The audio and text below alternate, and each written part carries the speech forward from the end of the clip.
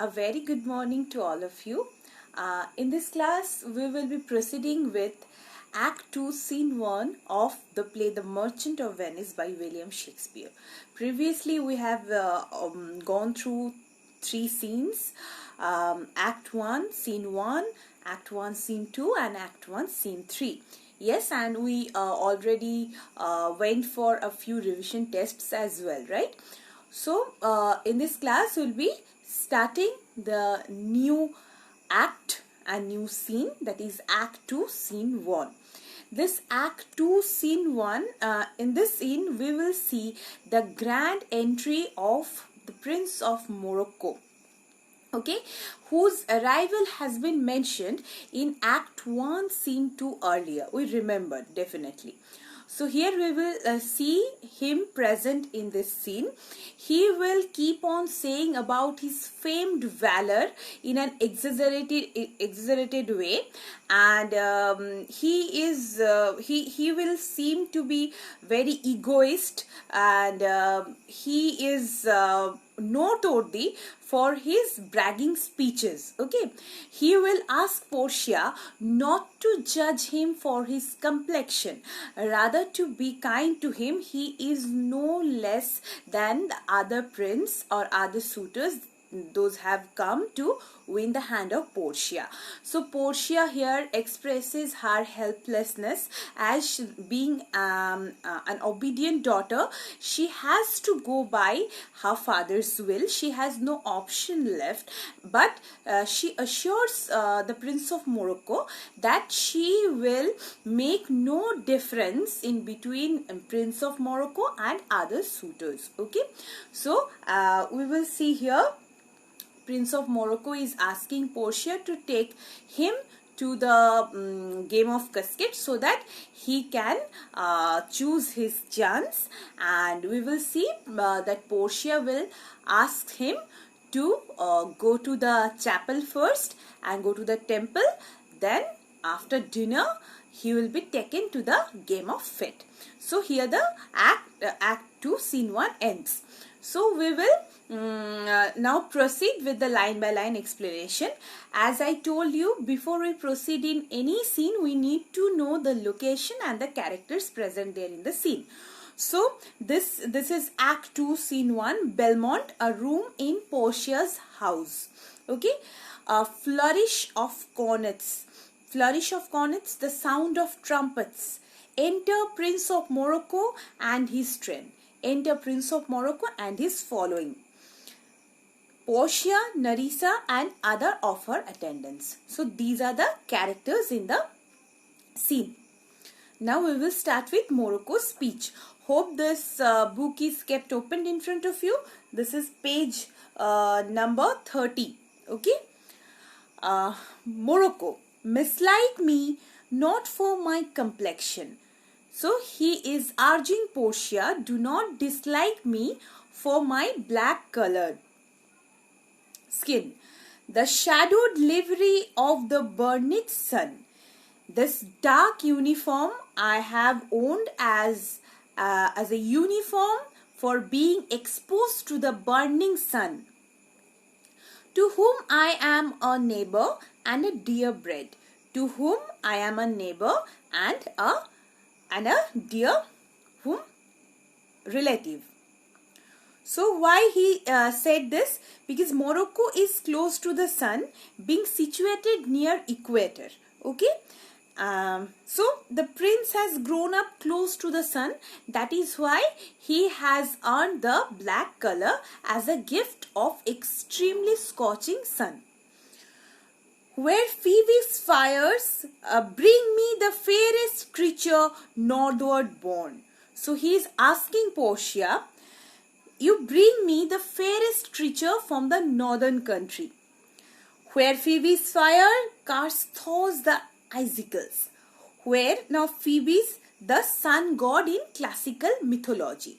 So where the heat of sun is too poor to melt the icicles even. Icicles, that is a spike of ice which is getting frozen with extreme cold. Okay. So bring me any creature from the northern country where the heat of sun is very poor, so that it cannot be able to melt the icicles. Okay, and let me make incision of your love, and let me cut the vein, or let me cut, okay, in competing for your love, to prove whose blood is reddest, his or mine. Then we will see whether his blood is the reddest or mine.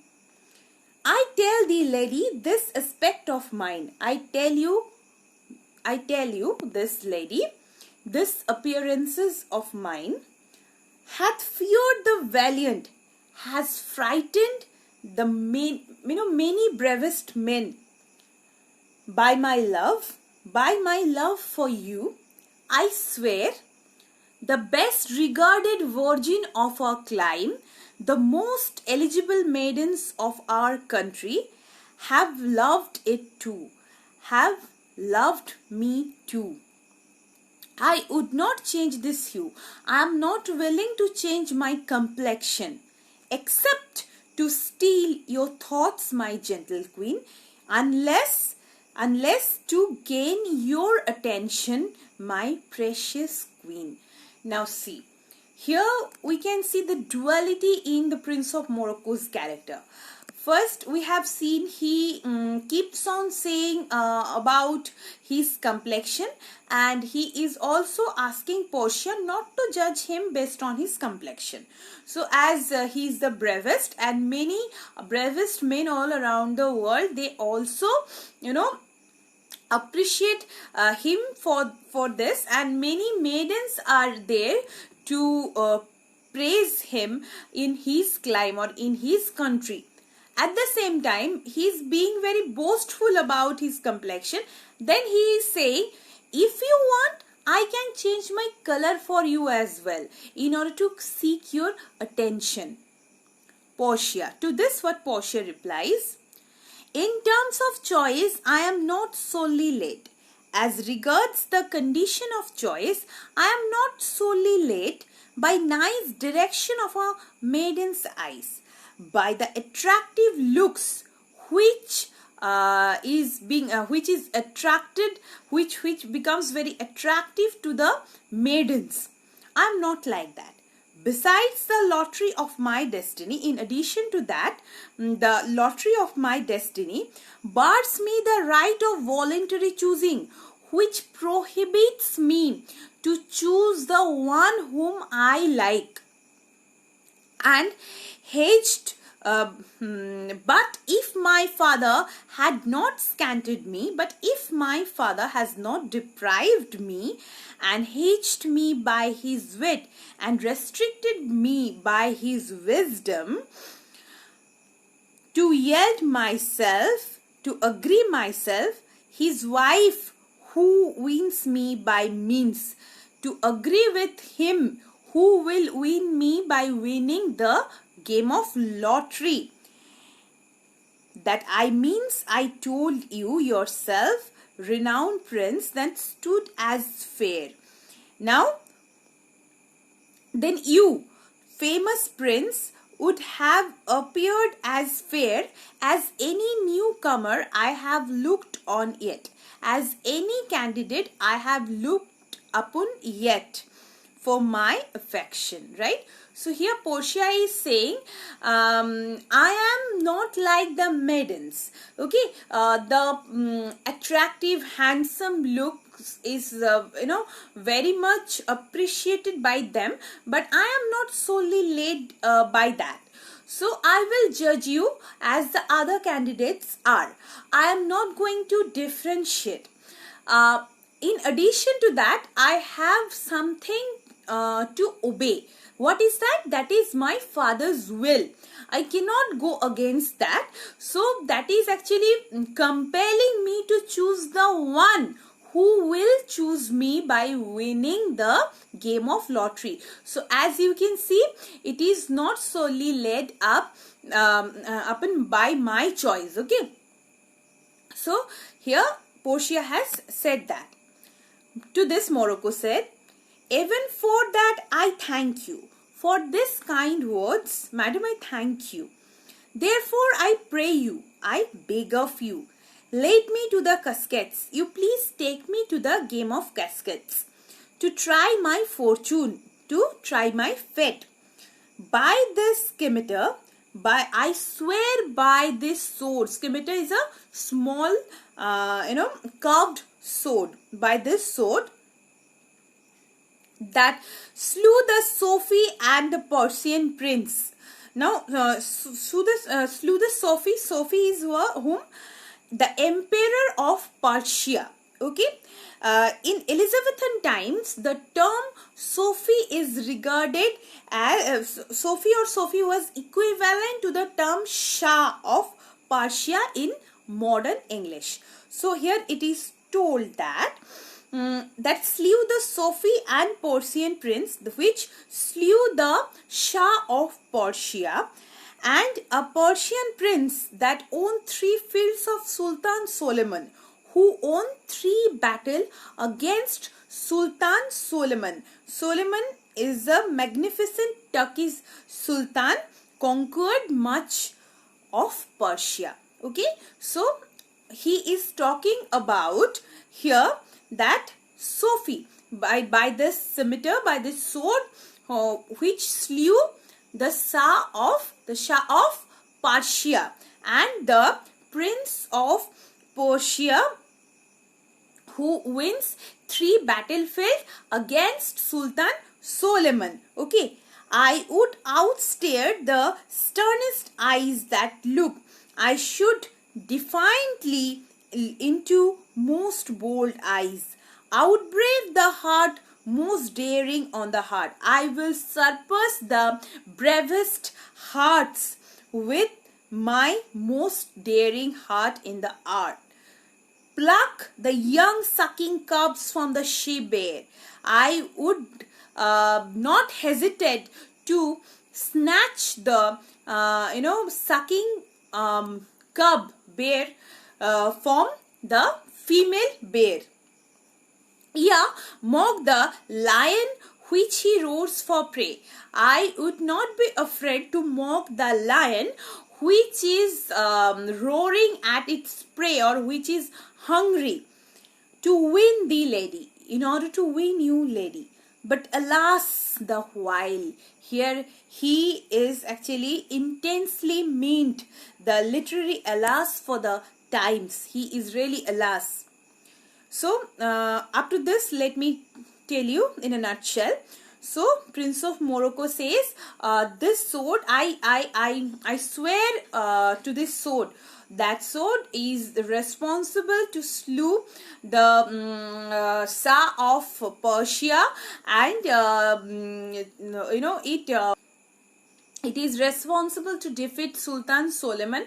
So I am taking oath by this sword, and I swear, like, I have the bravest heart in the earth, which will surpass all such bravery. What I can do? I can snatch the cub, okay, from a sea bear which is feeding its baby. I can mock the lion also, who is hungry at its prey. It is shouting, "I have no fear." So all this are superfluous. He is telling all this in order to have Portia's attention. So all these are exaggerated facts about him. Now he shows how alas he is. If Hercules and Lichess play at dice. Now we have seen he is referring to the example of Hercules and Lichess. So who was Hercules? Hercules was the hero of superhuman strength in the Greek mythology. And who was Lichess? Lichess was his page or servant. So at once they were playing the game of dice. Okay. Now what happened? Which is better man? The greater throw, to decide who is better. But the winning throw has come, may turn by fortune from the weaker hand, may come by chance from the hand of the weaker one. Okay, so is Alcides bitten by his page. In this way, the great Hercules was bitten by his servant. So here he is talking about Hercules and Lichess. Hercules was the most celebrated Greek mythological figure for his superhuman strength, and Lichess was his page. So obviously he has more strength. He was more powerful. But while they were playing the game of dice, the winning throw came from the servant's hand, not from the Hercules' hand. And in this way, the servant wins over Hercules. So many, I blind fortune leading me. So I have only the blind fortune which will lead me. Miss that which one unworthier may attain. I may miss, okay, which the less worthier may win, and die with grieving, and I will die of grief. So here he is saying that fortune has a tendency to prefer the weaker one. Okay, so due to the fortune, the weaker and the stronger, they both are they both fall into the same category. As the fate chooses the weaker one, the winning throw came from his hand. So in the Prince of Morocco's case also, this may happen. Since it is a game of fortune, it has nothing to do with his heroism. Okay, so in that case, maybe the weaker one may win Portia. So that is in order to show this, he is referring to the historical event. Okay, historical illusion of Hercules and Lichess. So, and he is exaggerating his speech once again by saying that if this happens, then I will go die out of grief. I'll go die. Okay.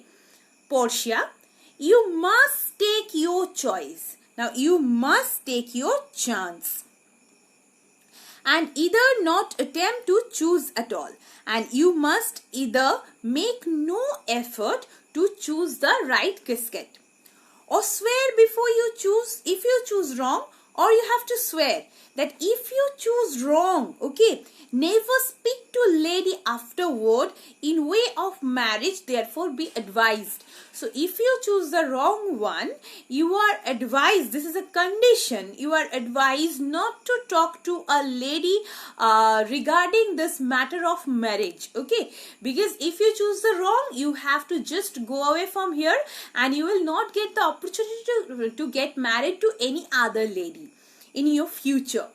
Morocco, nor will not. No, I'll not. Here double negatives are used in order to show the intensity.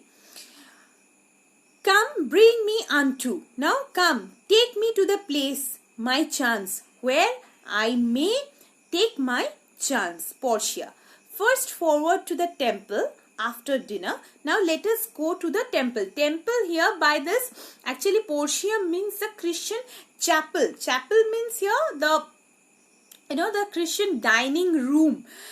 She used this word temple deliberately, as Prince of Morocco was a non-Christian.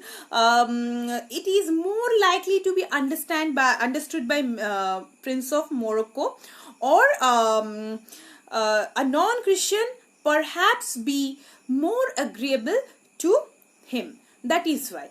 So she says, you just come to the chapel, let us have our dinner, then I'll take you to the game of casket. Your hazard shall be made, then your choice shall be made.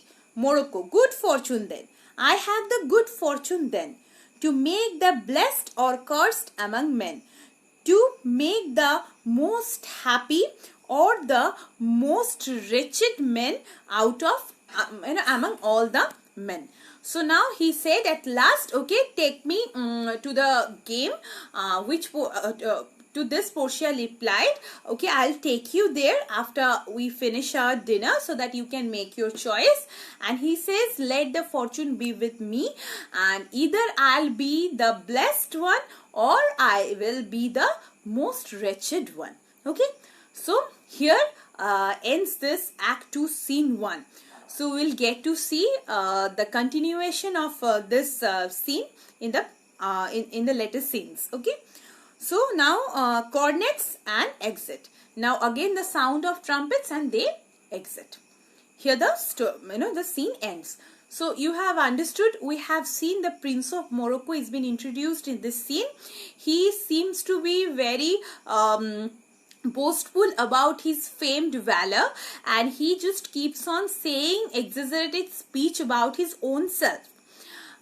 He also shows how much superficial he is by saying to Portia that he is ready to change his complexion in order to impress Portia. Okay, and it shows in this scene that he is very much concerned about the fate, because he does not rely on his fate, because according to him, fate has a tendency to go for the weaker ones. So in that case, his valor, his heroism will be of no worth if the game is completely played by fate. So there may be a chance not to win Portia, as it is a game of fate. Okay, so up to this, now Portia says, okay, I'll take you there. I am not going to judge you based on your complexion. I'm not like other maidens. I will be as fair as I can to you. Here Portia is using a pun by fair. Fair he is saying to Morocco, so that Morocco is given a fair chance, or fair for the fair complexion. Okay, and we have seen they both went for the dinner, and after that the choice will be made. In the upcoming scenes, we'll get to know what had happened, what is chosen by the Prince of Morocco. So all of you are really interested to know, I know that. Please to read this scene. You'll have no difficulty in understanding. This is quite an easy one, and we will go for a revision test in the next class. Okay, many of you are asking me about the project. The project is the character contrast between Antonio and Shylock, that we got to know from the play The Merchant of Venice 1. Either this or critically appreciate the poem The Cold Within. Okay, so these two projects are given. You have to go for any of this. Okay, so you will be writing in a project file, and the last date is 31st July. Okay, so this class ends here. If you have any query, please feel free to write. Have a great day ahead.